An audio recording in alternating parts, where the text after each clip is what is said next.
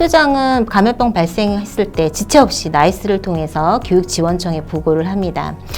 법정 감염병 중에 제1군 감염병과 그 다음에 홍역, 결핵은 보건소에도 반드시 신고를 하셔야 되겠습니다. 감염병 보고사항을 단계를 보시면 유치원부터 고등학교, 특수학교는 교육지원청으로, 그 다음에 교육지원청에서는 시도교육청으로 다시 보고를 하게 돼 있습니다. 보고 대상은 법정 감염병과 비법정 감염병 모두 다 보고 대상입니다. 감염병 학생의 등교 중지 기본 원칙을 보시면 등교 중지는 등교 중지가 필요한 감염병으로 확진된 경우 격리 기간 동안 실시합니다.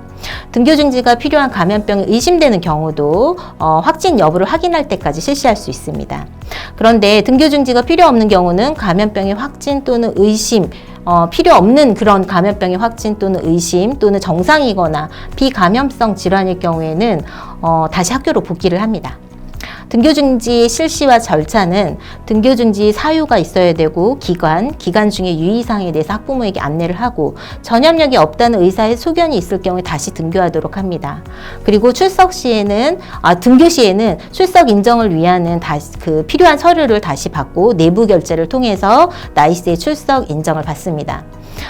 등교 중지 실시에 필요한 서류로는 평상시에는 진료확인서, 의사소견서, 의사진단서, 처방전 중에 한 가지가 있으면 되고요. 국가 위기 상황일 경우에는 위 서류와 함께 그 외에 계산서나 영수증도 대체 가능합니다. 휴업이 실시가 될 경우가 있는데요. 전파 차단을 위해서 임시 휴업을 하는 경우가 있습니다. 너무 많은 학생이 빈발하는 그런 감염병일 경우에 전파 차단을 위해서 휴업하는 건 사실 권장하진 않습니다. 예를 들어서 인플루엔자나 수두 이런 것들은 학생이 많이 빈발했다 하더라도 권장하진 않고요.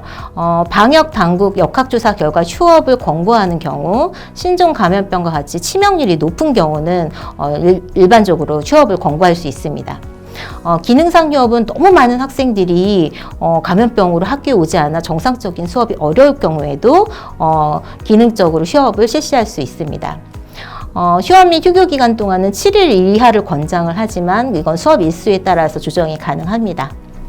교무부장님께서는 이런 휴업 기간 동안 아이들의 학사 관리를 위해서 조금 조정을 해주셔야 되고 협의를 해주셔야 되고요. 수업에 대한 결손에 대한 어떤 보충 수업을 할 수 있도록 해주시는 것들이 필요하겠습니다.